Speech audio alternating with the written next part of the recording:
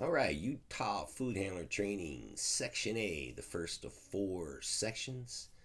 This one covers food protection and limiting harmful pathogens. In our environment, we are constantly surrounded by microorganisms that are invisible to the naked eye and cannot be detected by smell or taste. Some of these microorganisms are harmful to humans and are known as pathogens. These pathogens are biological hazards that can cause foodborne illness. Let's take a look at the etymology of the word pathogen. The word pathogen comes from two Greek words, pathos and gene. Pathos means suffering. Gene is to give birth or the maker of. You see, pathogens are the makers of suffering or illness causing microorganisms. Not all microorganisms are pathogens. Remember, a pathogen is an illness causing microorganism. Microorganisms in food may include bacteria, viruses, parasites, and fungi.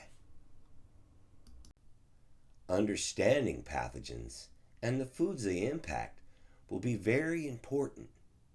Pathogens are responsible for more deaths and illnesses than any other type of hazard. Pathogens are classified as biological hazards.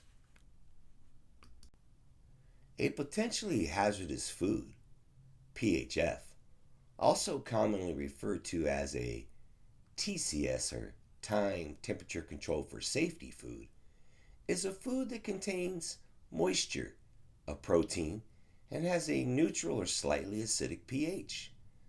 These foods require time temperature control to prevent the growth of microorganisms and the production of toxins.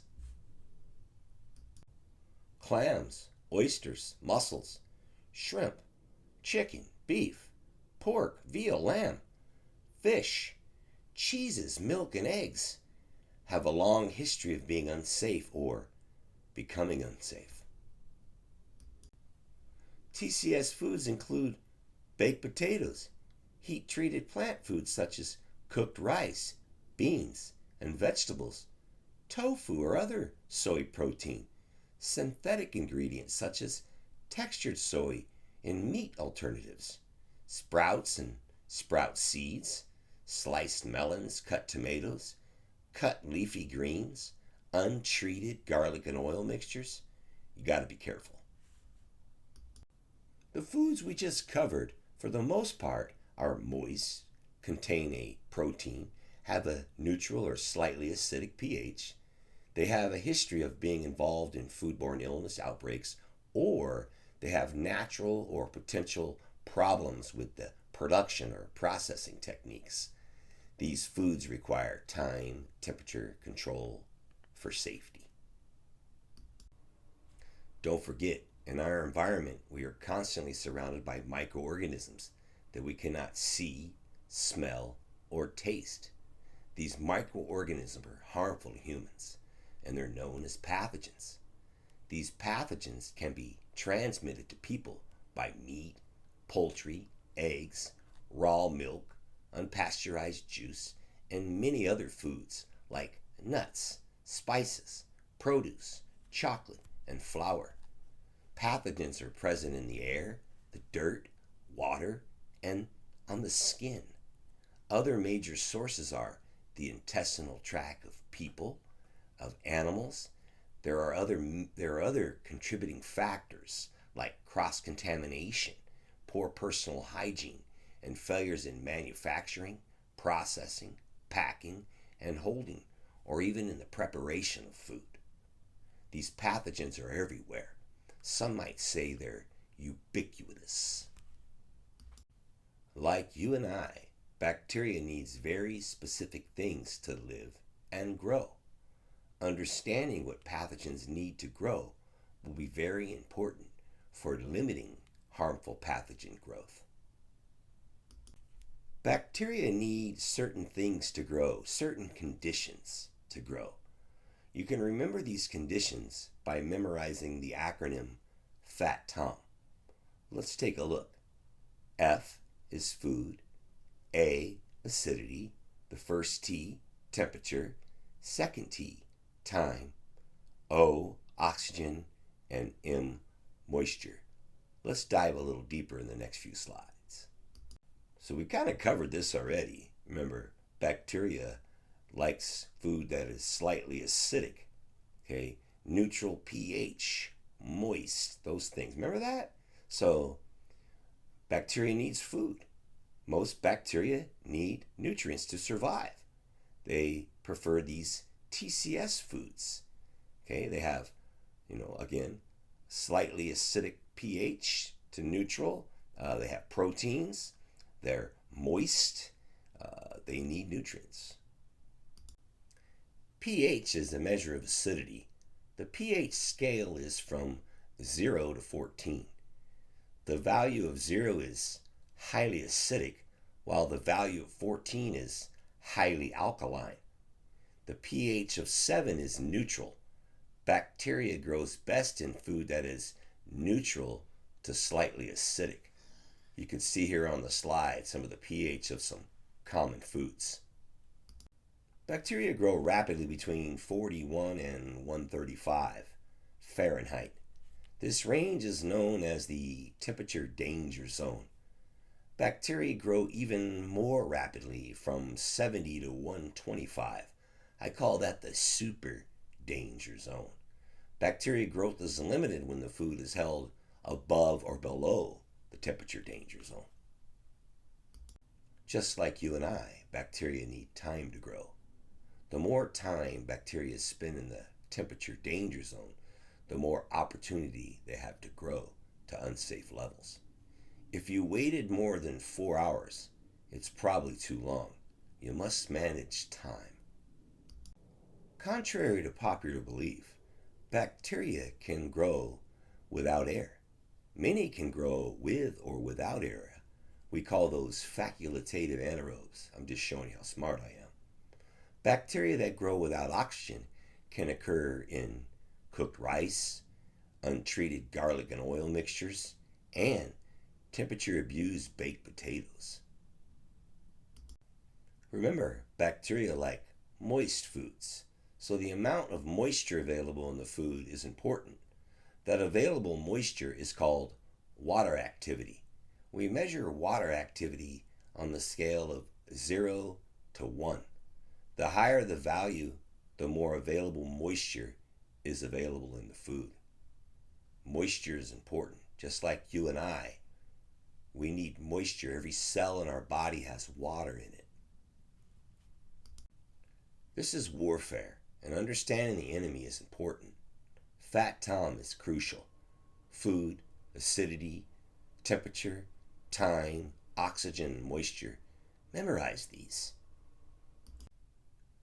Well, FAT-TOM's important, but you're probably not going to run around and modifying the acid or removing or inputting oxygen or modifying the moisture. You're probably not going to be doing a lot of this stuff in your facility on a day-to-day basis. So what can we do? Well, the main thing we can do is manage time and temperature. Understanding that, managing that.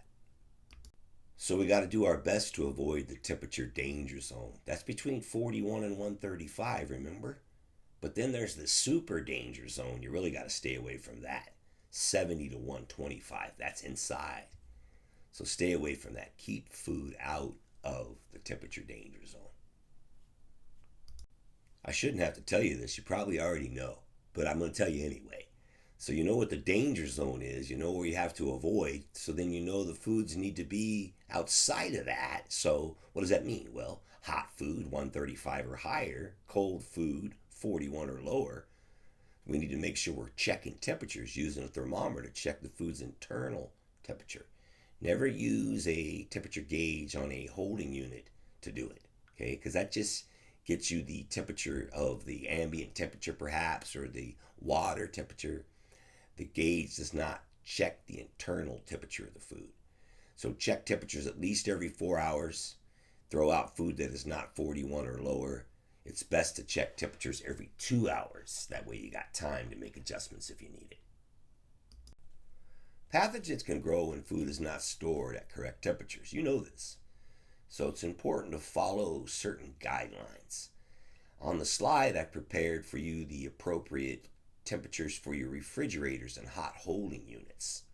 So you want to make sure that you randomly sample the internal temperature of stored food on a regular basis. Store meat, poultry, seafood, dairy items in the coldest part of the unit away from the door. Air temperature measuring devices must be located in the warmest part of refrigeration units and the coldest part of hot holding units. Remember, refrigerators are going to make sure that food is 41 or lower. Hot holding units, we're going to make sure that they're hot enough to keep food 135 or higher. Generally, we'll have our freezers set at 0. Make sure you follow these guidelines. When frozen food is thawed and exposed to the temperature danger zone, pathogens will begin to grow. To reduce this growth, never thaw food at room temperature. You can thaw using running water. Make sure the flow of the water is strong enough to use to wash away food down the drain. If applicable, always use a clean and sanitized food prep sink when thawing food in this manner. Never let the temperature of the food go above 41 Fahrenheit for longer than 4 hours. This includes the time it takes to thaw, plus the preparation and cooling time. If using a microwave oven to thaw, it must be cooked in a conventional cooking equipment, such as an oven immediately following. Some food can be slacked before cooking. Slacking in general is a way of gradually thawing your food to prep it for deep frying. This allows even heating during cooking.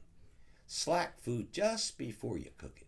Do not let the food get any warmer than 41 Fahrenheit. Cooking a frozen item is also an acceptable method of thawing.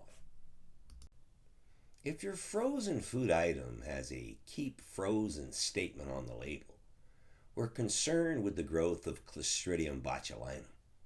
Clostridium botulinum causes the illness botulism.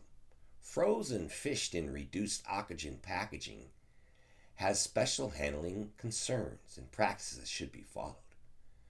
If the label says keep frozen until use, then remove the fish from packaging before thawing under refrigeration or before or immediately after thawing under running water.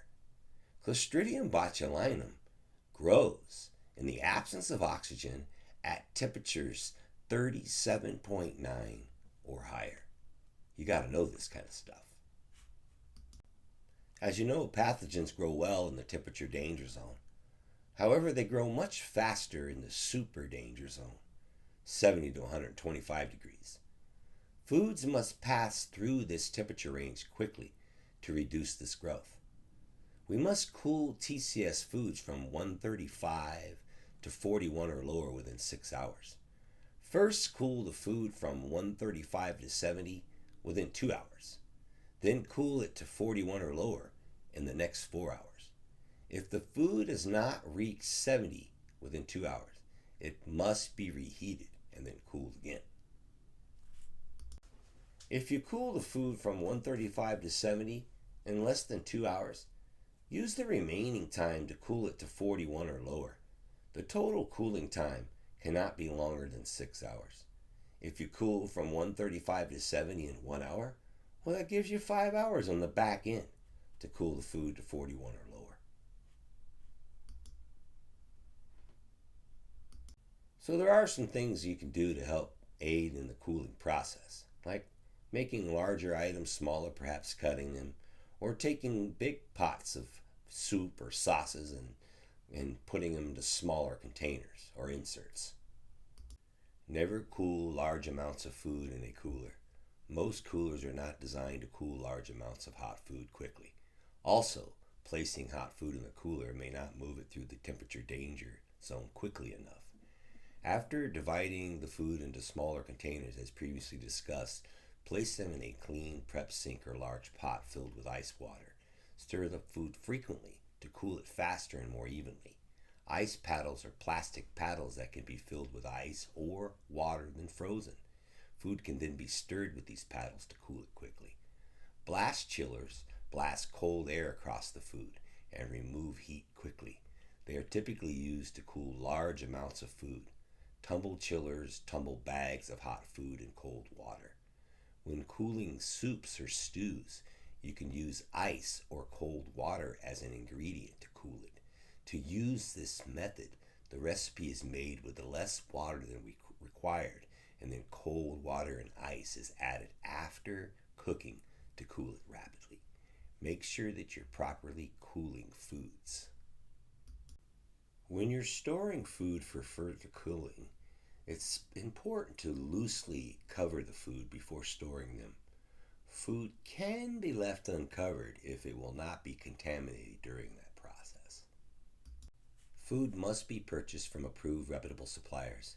These suppliers have been inspected and can show you an inspection report. They have also met all local, state, and federal laws.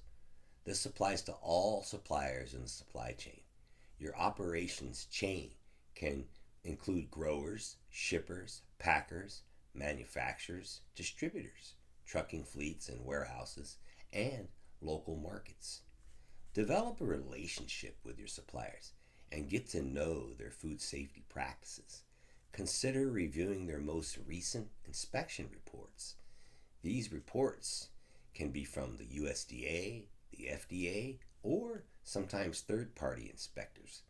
Make sure they're using current good manufacturing practices or good agricultural practices. Make sure you're only using approved, reputable suppliers. Again, one last thing. Approved suppliers.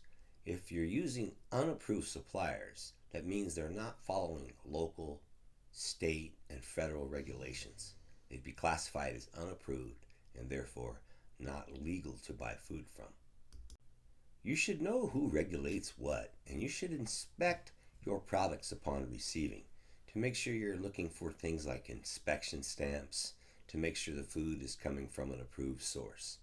So I hope you know the USDA does meat, poultry, and egg products, and then the FDA pretty much does everything else. There are a few special cases like catfish is USDA, but all other fish are FDA.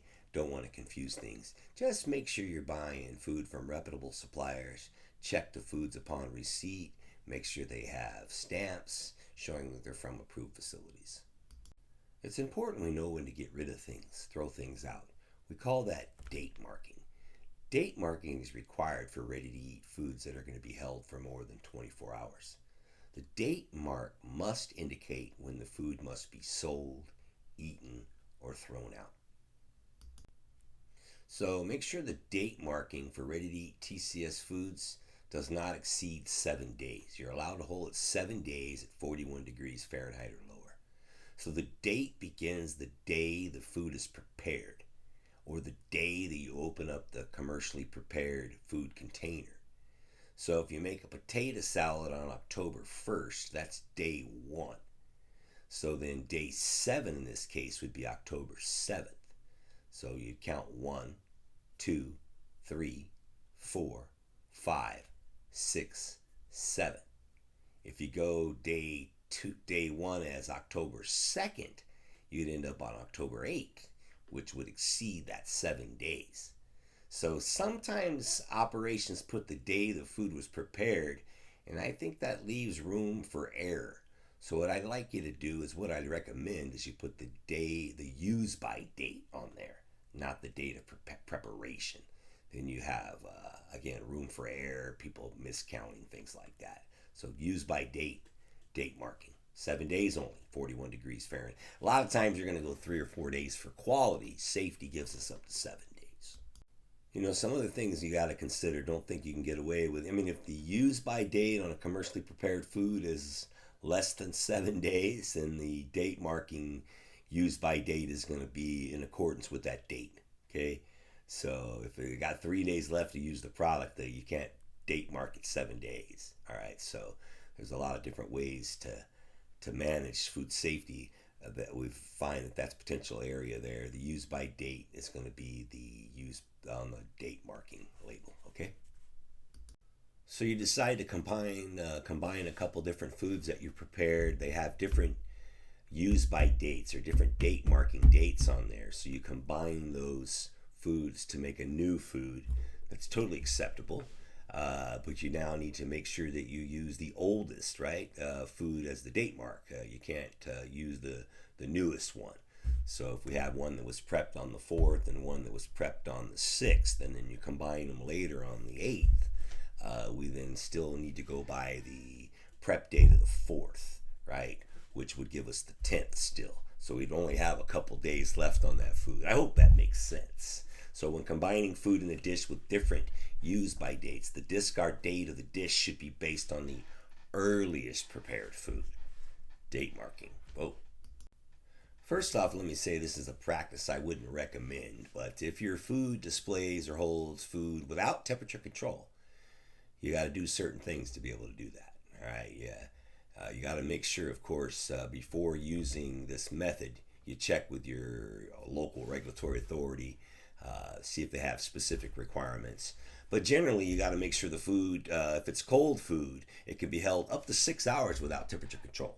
All right, so first off, you got to make sure it's removed from the refrigerator. You need to document when you did remove it from the refrigerator. And then, of course, you have 6 hours. You got to make sure during that 6 hours it never goes over 70 degrees. Okay, if it does, we got to get rid of it. All right. You got to have a label again. Remember when you pull it out, when you're going to discard it. So that means you got to track the temperature during the time. You're not putting ice or you're not keeping it cold, but you're tracking time. Remember, that's part of the whole Fat Tom thing. So that the temp is out, now we got to manage time. So if you remove the potato salad from the refrigerator at 3 p.m., you got till 9 o'clock as long as it doesn't go over 70 during that time frame. All right. Again, I wouldn't do this, but if you have to do it, you got to do it. You just got to make sure you manage time.